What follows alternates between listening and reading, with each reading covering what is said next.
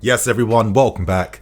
In today's video, I am focusing solely on the big report that has been intensifying now for months, weeks and days, and that involves Lukaku's future, as it does seem like there is an incredible possibility now that he will be leaving at the end of the season, with Inter Milan currently holding talks with lawyers to find the best possible solution to bring back their star striker. In today's video, I wanted to use this as an opportunity to basically just scour all the news coming out from Italy and from England to give you all the best explanation of what is currently happening with this story that is currently unfolding. I hope you enjoy it. Been appreciating all the love and support shown from you all recently. It means a lot. And if you want to continue to show us some love, then please get involved in the comments and hit that like button as well too, without wasting any more time. So right now, let's start with the news first. And currently at this point in time, Lukaku and his lawyers are holding exploratory talks with Inter Milan over the possibility of returning back to his former club. Now last season, they lost out on the Serie A title by 2 points to AC Milan. Martinez had an incredible season for them, 27 goals. Dzeko was a good player as well too. However, his goal return I think was around 13 goals, and I think it's quite safe to say that if Lukaku and Martinez continued their amazing partnership again last season, then I think they would have definitely secured the Serie A title last season. So it makes a lot of sense as to why people at Inter Milan would be very happy to have Lukaku returning back to them. Now we do know that Inter Milan have very poor finances at this point in time. Many reports have confirmed that they may be forced to sell one star player with names such as Martinez recently and Bastoni being options that could be sold. A report did come out though suggesting that Inter Milan have tried to open up the possibility maybe of Stefan de Vrij, their Dutch defender, being a possible makeshift in this deal to reduce the costs to allow Lukaku to return back. However, Inter Milan are keeping the options open in case the deal for Lukaku can't go through, with Paulo Dybala soon to be free agent being one of the favourites now to sign for Inter Milan. So basically, this is still a very precarious situation. Multiple reports now, especially from Italy. In Italy, they have been breaking the story first with a lot of the details, and they all seem to support the idea that Lukaku actually is very open and adamant on returning back to Inter Milan, and is kind of hoping that if there is a possible financial situation to be able to get this deal done, he doesn't want to return back to us. So I think that says everything. And I think that also tells us quite a bit about maybe how Lukaku and Tuchel maybe have some differences in terms of how, he wants to be used and played. Lukaku, as we saw back at the start of the year after that infamous interview that came out, the main criticism from the interview was over how Tuchel used him in the system. However, Tuchel was perfectly fine in his own right to feel like, listen, my system brings results. Look at the finals win. Look at the cups we've been winning. You haven't maybe adapted as quickly enough to the system as I originally expected. I'm going to share more of my thoughts and opinions behind this dynamic later on in this video, so stay tuned with me. If Inter Milan aren't able to find a solution, maybe there could be a saviour in our sights from Bayern Munich. Of course, Lewandowski has publicly declared that he wants to leave Bayern Munich in a press conference over the past few days. Barcelona, though, are still in a crazy financial situation. They have to generate money. They have to sell on players right now. They have to free up money on the wage bill. But they should be able to find a solution for that over time. Institutions like Barcelona don't go down very easily, especially in Spain. And I've always kind of felt like Bayern Munich could be like a natural fit for Lukaku. I mean, the club has had like big interest and been fans of him for many years since he was young. He's experienced, and I do think that he would easily translate in the Bundesliga. And for a team like Bayern as well, under Nagelsmann, I think he could potentially complement how they play too. They'd have to spend big money on them, but they need to sign a striker. And I do feel that they'd have to bite the bullet if they had to spend maybe 80 mil to try and sign Lukaku. However, right now, let's actually talk about some of the finances and some of the costs being discussed over a potential return. Now, reports in England suggesting that we would be open to allowing the player to leave, of course, if we receive 70 million plus at least 20 million as a loan fee to allow Lukaku to return for next season. Obviously, that 70 million is that option to buy once the loan deal does end. And ideally, you're kind of hoping that, if Lukaku has a successful season potentially next season with Inter Milan, that should really help them when it comes to securing this option to buy once that season ends. Still though, there are some difficulties, as currently Inter Milan just can't even afford some of the initial terms being offered by our club. The best they can do currently only is a loan fee plus subsidizing wages. Now, what is helping Inter Milan is that Lukaku is very open to taking a reduction of up to 50% of his current wages with us to return back to them. An Italian journalist called Giletti did report that Inter Milan could offer up to €7 million a season, which is, I think, basically identical to the existing terms Lukaku had at Inter Milan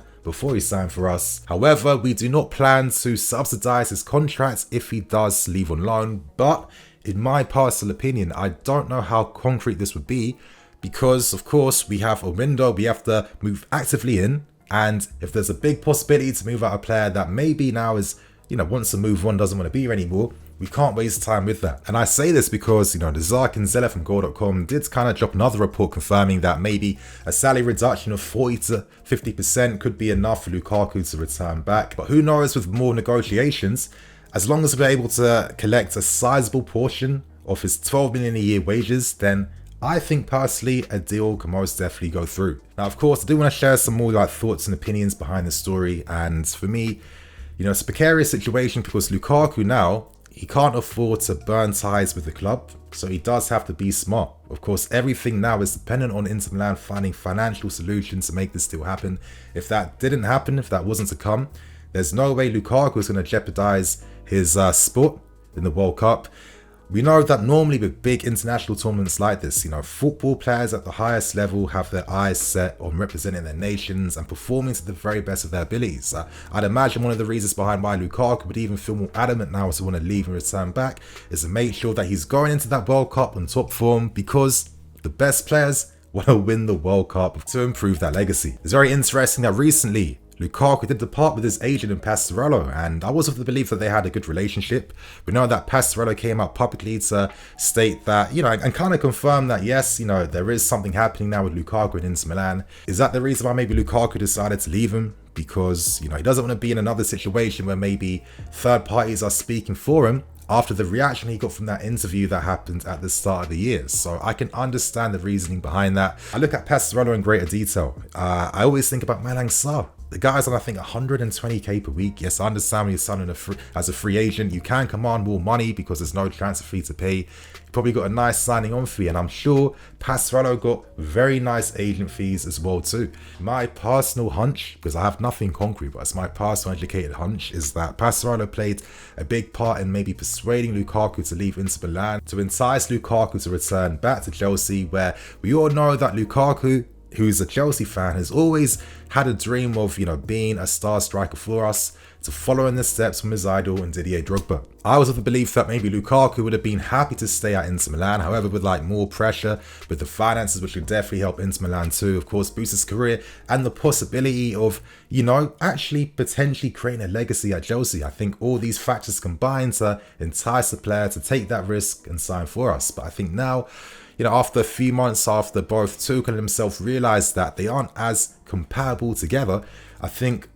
both Tuchel and Lukaku are making the right decisions now to move on. I don't think anyone's a villain in this situation. I think with stories like this, it's not always about a villain and a hero. It's not always black and white. I think Tuchel is perfectly entitled to feel like, listen, my system brings results and I need someone more compatible. And Lukaku is perfectly entitled to feel like I can't play my best football unless there are some more tweaks in the system. I don't think Tuchel's a villain at all in this situation. I do genuinely feel that he had strong beliefs in signing Lukaku. He was very active in persuading the player to sign for us as well too. But in football, sometimes things just don't work out. Let's not pretend like Pep, Klopp and all the best managers in the world haven't gone through situations like this. On the other hand though, I do think both Tuchel and Lukaku also know that if for whatever reasons a deal can't go through, then they might have to work again together. But currently it makes sense why our club is looking at many attacking targets to act as replacements in case Lukaku left. And it's only natural for me too that Lukaku is currently considering his options as well too. You can't burn ties if there's nothing concrete at this point in time. And Tuchel is also entitled to, have a replacement for Lukaku that he feels could be more suited and complement what he's trying to build at our club. I think the fact that there are figures that are being reported now gives me maybe some slight confidence that, both parties can find a workaround to get this deal over. However, the reality is Lukaku, for me, has to be the first player sold, because signing a replacement is going to take some time. And at this point in time, all the strike options we're looking at are also targeted by multiple clubs. The sanctions, of course, have put us at a massive disadvantage this summer because other clubs have been talking to players a lot longer than us. We have no time to waste. Ideally, I'm hoping that Tuchel, when he gets the players he wants, is going to have a proper pre-season for everyone to work on ideas. Lukaku signed very, very late. He missed out on pre-season completely, so realistically, just how quickly was he supposed to adapt to a new system? I can't blame Lukaku for that, and I can't blame Tuchel for that either. Still, we have to find solutions quickly, not only for him, but your Werners and your ZX too, because we can't bring in any attacking players until other players leave first. That's how it's going to be this summer. It could be argued that, could it potentially be worth taking maybe a bit of a small loss on the player if it was to guarantee the long-term future of the club? Because if it does, and we get more success, then over time, of course, you do mitigate those losses over the season. So let's see what happens in this situation. But I do think at this point in time, I'm expecting Lukaku to be leaving. I think there could be solutions to be found between both clubs. I think one thing I'm interested by too, and I'm going to try and find out more information, is that when we signed him last summer, we didn't pay 100 mil up front. You know, this is a deal being paid in installments. So surely, due to that Inter Milan are still owed money in that sense. There must be some good workarounds to get a deal over the lines. I understand potentially, of course, there's all accounting costs that have to be accounted for, especially due to financial fair play and other measures. So let's see what potential solutions could be found. But, you know, to end things, I'm always going to think that Lukaku has kind of been unlucky. You know, I kind of understand the players thinking, listen, it's the third time in a row now I've tried to make it at the club I support. It hasn't necessarily gone to plan for, you know, many reasons, many variables, lots of context. And I understand why maybe he's thinking it's time to move on now because, you know, he's a grown man, 29 years old, and there's no time to waste anymore. I don't think he's been an absolute flop. I'm seeing guys like Morata and others being seen in a higher light. I really feel that interview is the main reason behind a lot of the dissent around the player, but he did have his moments. We can't forget his goal secured us the Club World Cup in that sense. You know, he did get us a lot of match-winning goals as well too. We did see some potential there. Who knows in an alternate universe if he didn't get as many injuries or get COVID and things like that? Who knows if things could have been a bit easier and better for him to acclimatise and learn the system faster?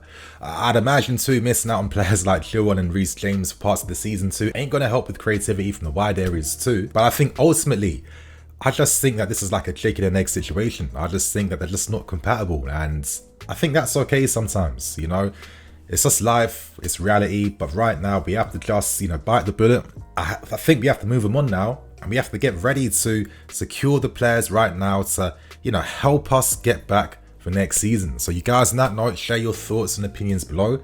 Be more videos dropping today, so have the notification button on, you guys. I'm coming out with 2 more videos today, guys. So on that note, I'm EFC, this is bluelionstv. Catch you guys later with some more videos. Cool.